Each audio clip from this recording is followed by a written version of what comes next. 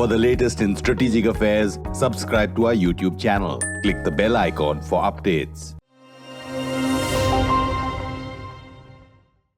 Hello and welcome to StratNews Global. 35 years ago, on 20th February 1987 to be precise, two union territories in the northeastern region were converted into full-fledged states. Mizoram and Arunachal Pradesh have ever since then progressed quite fast in terms of governance and development of that remote area. What has that progress been and what does it mean to be a state is the subject of this week's Simply Nitin. I am Nitin Gokhale.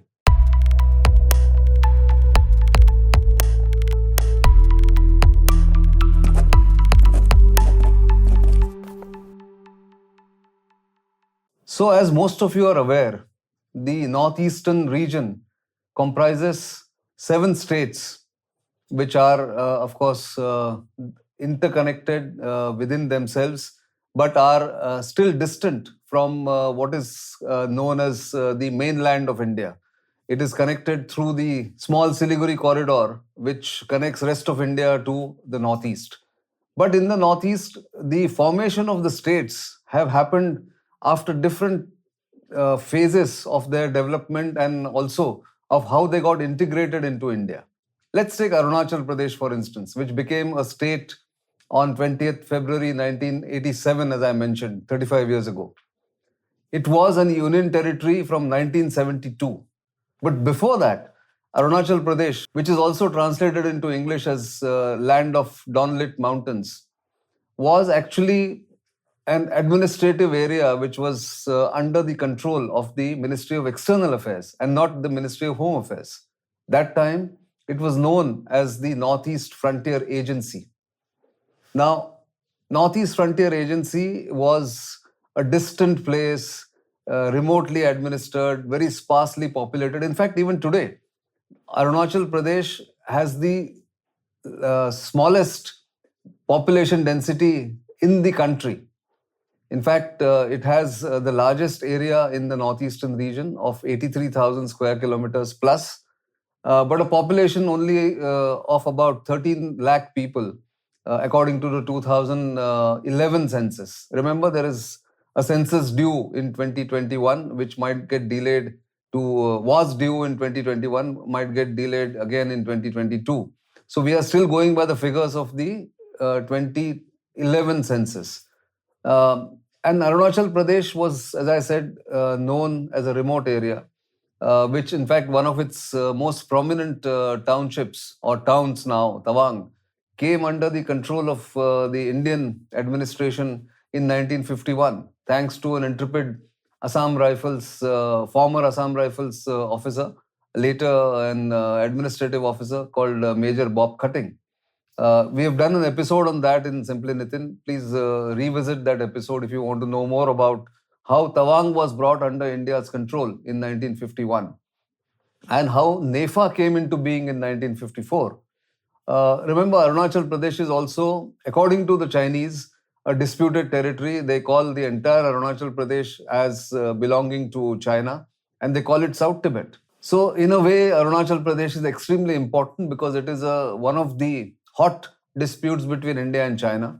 Arunachal Pradesh shares boundaries with Bhutan on the west, Myanmar on the east, and Tibet on the north. Tibet, of course, is now under Chinese control. So therefore, Chinese say that Arunachal Pradesh also belongs to China. In fact, the 1962 war between India and China was mainly fought in what was then NEFA, now Arunachal Pradesh, Walong to the east of Arunachal Pradesh, and Tawang area, which is West Arunachal Pradesh. These were the two main theatres of war of 1962. We have done a number of programs on that. So as you are aware, I have also visited Eastern Arunachal Pradesh in September 2021 and done a series of reports about the Indian military's preparation against the Chinese in that sector. But Arunachal Pradesh is much more than just a security problem between India and China. Its natural beauty is bewitching, it's alluring, and in fact, those who cannot afford to go to Switzerland may want to go to Arunachal Pradesh and visit various tourist spots that it has now, both in Western Arunachal Pradesh, Central Arunachal Pradesh, and Eastern Arunachal Pradesh. Namdapa Reserve Forest, for instance, is a beautiful natural reserve for various flora and fauna. There are any number of waterfalls in that state during monsoons, and the snow also makes its presence felt in Tawang and in places like Walong and the higher reaches of Arunachal Pradesh. So it's also a tourist attraction now for many Indians who have to, of course, take inner line permit to get there. But that's a very small administrative matter you have to overcome. After Arunachal became a state, it's developed faster. Many roads have now been built.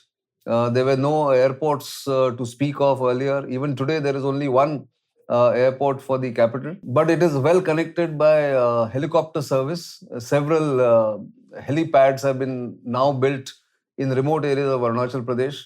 Its people are hardworking, industrious, and are also now traveling more out of Arunachal Pradesh to study at various educational centers. The younger generation is much more enterprising than ever before. And more interestingly, the common language between more than 20 tribes that Arunachal Pradesh has is Hindi. So if you go to even the remotest part of Arunachal Pradesh, it's easy to communicate with the people there because Hindi is a spoken language, it's a common language. It's, in fact, a language preferred by the locals to speak to each other, as I mentioned. So Arunachal Pradesh is something that all of you, if you haven't visited, is worth visiting, and it will give you much bang for your money to go to Arunachal Pradesh than go to Switzerland, which is a very small country. Arunachal Pradesh is much larger to explore. It also has a very big significance politically. It's a sensitive state between India and China. It's one of the hotspots of dispute between the two countries. And therefore, Arunachal Pradesh is now getting the attention that it deserves in terms of infrastructure building, roads, tunnels, helipads, airports, and even a railway line that has gone into Arunachal Pradesh after years of wait, after decades of wait for a railway link to rest of the country. The other state that I'm going to talk about is Mizoram. I've spoken about the Mizo Accord of July 1986 and subsequently how that state became prosperous, peaceful, and is developing fast. The Mizoram state again was a union territory between 1972 and 1987. After the accord was signed in July 1986 between the MNF, the Mizo National Front, and the Government of India, it became a state on 20th February 1987. While Arunachal Pradesh has the largest land area among the northeastern states, Mizoram has the second lowest area in the northeastern states, but the lowest population, just about 10 lakh according to the 2011 census. Now, the Mizos are very educated, and in fact, it has got the highest literacy rate in India, apart from Kerala, which is a larger state. But among the smaller states, it's got the highest literacy rate of above 95%, because many of its citizens have studied up to class 10 and beyond, have gone outside, have done well in central government services, in income tax, in excise, in customs, in information and broadcasting, you name it, and they're all very accomplished people. In fact, it was also the only state in the Northeast where a rebel turned chief minister has ruled that state, has governed that state at least twice. Zoram Thanga, who was the leader of the Mizo National Army as an underground leader between 1966 and 1986, went on to become his chief minister.